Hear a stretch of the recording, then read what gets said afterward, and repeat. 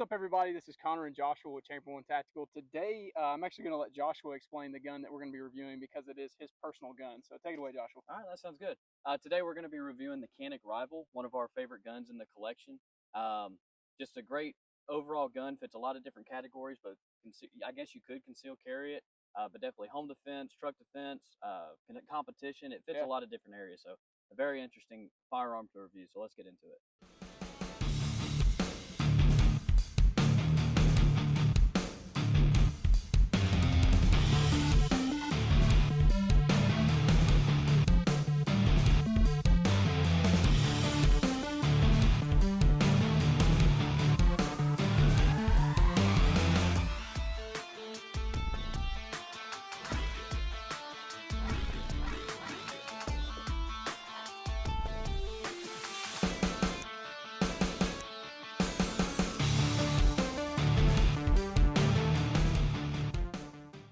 All right, guys, so I guess we'll start off with the price point. So these guns are coming in around $600. You know, some of them coming in used, some of them new, but around $600 is where you're going to pick these up. You might be able to find a deal, but it's got a lot of value for what it is. So it checks a lot of boxes, as we mentioned before. And again, people running these in competition, which, you know, some 2011s that people are spending $3 to $5 grand on to enter in competitions, and people are beating them with this. So just a really cool firearm for the money. But Connor, I guess I'll let you go over the sights. I mean, the $600 price range is where you see most guns starting at, right? You're not getting optic cut, you're not getting a good trigger, which we'll get into later, but this gun, like you said, just comes with so many extra things, extra features and everything like that that you just don't necessarily see on a $600 gun anywhere else. Right. And, you know, like you said, starting off, we typically go with the sights. So obviously we don't have a rear sight on here right now because we have an optic. And that is one thing with their optic plate system is they know this gun is more than likely going to be used for, like you said, duty and race gun competition kind of stuff. So they don't have a rear sight on the optic plate, which to me is not a huge deal on this gun. Now, if it was a carry gun or something like that, maybe I'd care a little bit more. But it also is helpful when you have a optic that has a side battery tray, so you don't have to take it off every time. But the sights on this thing were excellent. I really like the sights. It's got a very bright fiber optic red front sight, and then the rear was a blacked out rear, correct? Yep. So, and it had the lines milled into it, so you didn't have any glare off the back sight or anything like that. So we actually shot this gun for the majority of its time with iron sights just because they were that good. Right. So I really like the sight setup they put on the Canik. Yeah, so as Connor was saying, you know, it's set up more for that competition with that fiber optic. This isn't necessarily meant as much for duty. That's kind of where the meta is. Right. It could fit into that, and if I were to do that, I would change the sights up for that, or run the red dot. But of course, we have a red dot on here. But yeah, it comes with the different plate options, so you can put different kind of optics on there. The only downside that I have to that is that it sticks the optic up a little bit higher. And you can see that they have the thread right there so that you can actually put an attachment to rack it, you know, from the side again for competition. Right. So this one's very much suited for competition. But personally, I would have been okay if they just cut it specifically for the RMR, because most people are running the RMR footprint these days, and then it just dropped that optic down a little bit more. But that's more personal preference of just, you know, how the optic sits on the gun. But that's really the only downside I see on that. Moving on to the slide serrations, it's very grippy. They're very deep. It's very easy to come over the top. Even the spider likes it. But it's very easy to come over the top and grab the slide, and it's a very easy slide to rack as well. Got it. All right. Goofy spiders. You killed it. No, it's a fly. Okay. Okay. But he was messing with my Canik. We're rivals now. I'm so impressed. Okay. But just overall, it's very easy to rack and it's very smooth shooting. Yeah, I mean, so it's funny because we threw this gun in the water a little bit while testing an optic that we have on it, and even while this thing was completely soaked, we had no issue getting a hold of the slide serrations. And I really like that. And not only do they give you cocking serrations, but they also give you a little groove like right there at the front. And it's just, you can get such a good hold of the slide.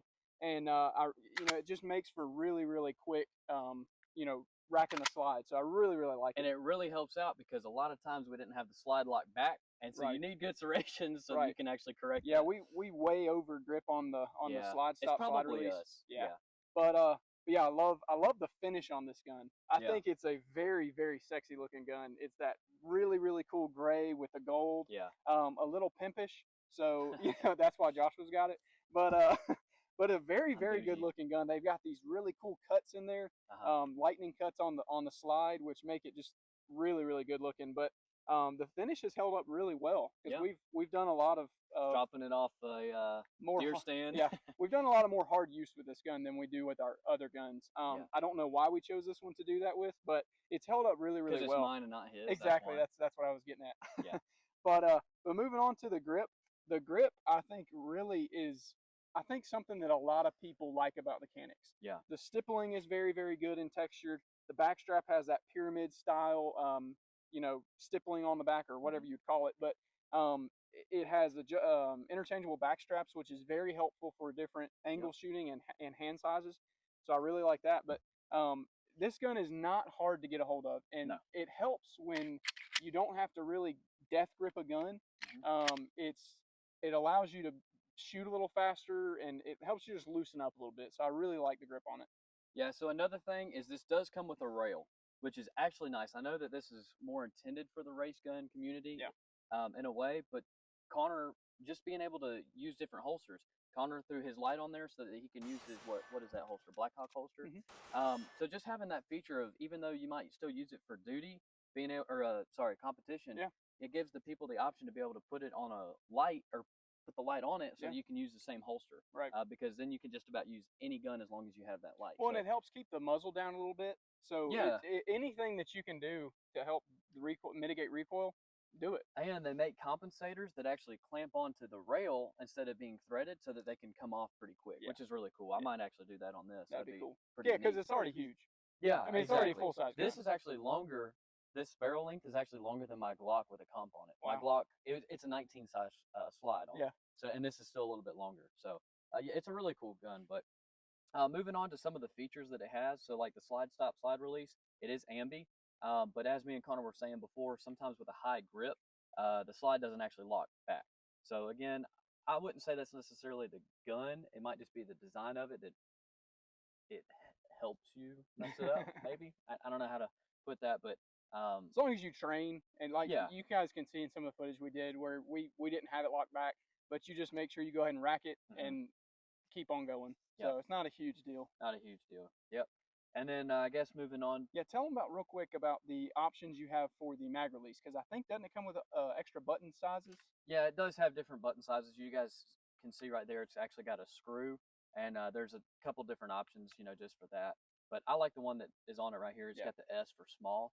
I don't really need it any bigger than that. No. So, and then of course it also does come with this optional mag well, which I love their mag wells. Yeah. I don't know if I haven't done too much dealing with mag wells, but I love how tight this thing sits on here. It's not wobbling around. It does have a screw at the bottom of it, but I've dealt with a few mag wells on Glock 43Xs and some other stuff where they always come loose, and it drives me nuts. If it's gonna be there, I want it to be super tight where it's not moving. I hate anything rattling or moving around on a gun. It just ticks me off. So I really like how well they did with just a polymer mag well. I think the extended mag well. And so these flush mags right here, it does come with two different types of base plates for these mags, either an aluminum one or the polymer ones. And I guess the aluminum just help it drop a little bit faster, but they're both gold. But sitting in there, it kind of sticks out a little bit, which helps out. It's not exactly flush, so that it's still easier to bump it in there. So it comes with two of the flush fits, and then it does come with one extended. Excuse me. So there's a little bit of pollen out here. I apologize. Yeah. Pretty neat little system right there. Yeah. And like we said, just comes with a lot of features out of the box. 3 mags. I like having 3 mags. Oh, absolutely. So big upgrade there. But moving on to our favorite thing about this gun is the trigger. Absolutely. It is amazing. And you find that from most of Canik's lineup, right? All the Caniks we've had have had good triggers. This is the best trigger that we've had so far. It's in the great category.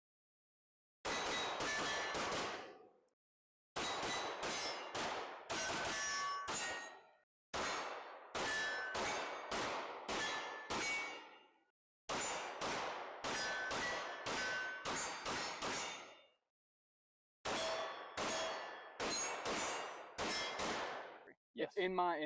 Really in our opinion. I mean, Yeah. it's One of the best. Oh, it's One very of the very best. good. So it does have a little bit of take up. The trigger safety is not in the way. It's very comfortable. It's actually textured, but you actually got that take up. Come to a defined wall right here. Super short break. Yeah. And then super short reset. I don't know if you guys can see that. Yeah, it's crazy. Yeah. Great trigger on this Canik. One thing I would be excited to see or get our hands on is that new Terran Tactical That would be cool. Canik. Oh man, that'd be nice. Because it's got the comp in there and all that, and it kind of solves the problem from what I understand. They don't use the optic plate. Yeah, they have it built in so it can sit a little bit. Yeah, lower. like you said, that's the one thing that if you could change anything, it'd be that. Yeah, I mean it's universal. It's nice for people who want to change it up, but again, most people are using that RMR platform these days. Yeah, I think what you said about the trigger is pretty much right on the spot. It's so comfortable, and because it's got that texturing, you're able to. It's very repeatable. It just helps so much with. There's already so many things you got to focus on when you're shooting a gun. Having extra texturing in different places like that is very helpful for staying on target and doing faster follow-up shots and stuff like that. Just because your finger's not sliding up and down on a trigger. Because sometimes when you get flat-faced triggers, if there's a lot of material there, your finger does tend to move up and down. It'll kind of go up and down on that trigger as you're shooting. So I really really like it. And like you said, that break. I mean, this is probably one of the best triggers out of any of our guns. I mean, I really can't think of any triggers that are. The one that I would say is the closest as far as the that are striker fired would be the CZP-10s. Yeah, and those are those are great triggers. And I even prefer this over that Timney. I think. Yeah. I think that Timney is just the reset on this. It actually pushes your finger out, where the Timney does not really push your finger out as much, and it's shorter. And I just think this is pretty much if you could go and ask for a trigger, this is what you'd pretty much want. Yeah. I really really like. It's almost a perfect trigger. Yeah. So it comes down to the question. Who are you recommending this gun to? What would you say? I know we've kind of talked about what we feel the use of this gun is. And would you recommend this model, or would you recommend a different model to somebody? Okay. At that point. So, for me, in my opinion, I think this is, if you're going to run around trying to get faster and faster, this is a great gun to challenge yourself, because it's going to help. It's going to push you to your limits, right? Yeah. There's some guns that just kind of hold you back, but with this trigger, the recoil impulse, all that, you're able to shoot this gun really fast. So I think this is going to help you grow with your shooting abilities. Yep. But I would say that this is great for competition. We don't do competition, but this would be a great option if we ever wanted to start with that. This might be my go-to. I wouldn't say that it would be my choice for a duty gun, just because I would go more towards the meta. Yeah. Just because it's or mate, whatever you want to call it. However you want to call it. Yeah. It's more set up for that. You'll have the night sights and stuff like that. This one is, but for just a plinking gun and just a fun gun that's going to shoot really good, that's what this is for. Yeah. And so you don't have to do competition to justify buying this gun, and it's so cheap. But yeah, you don't always have to get the Canik rival.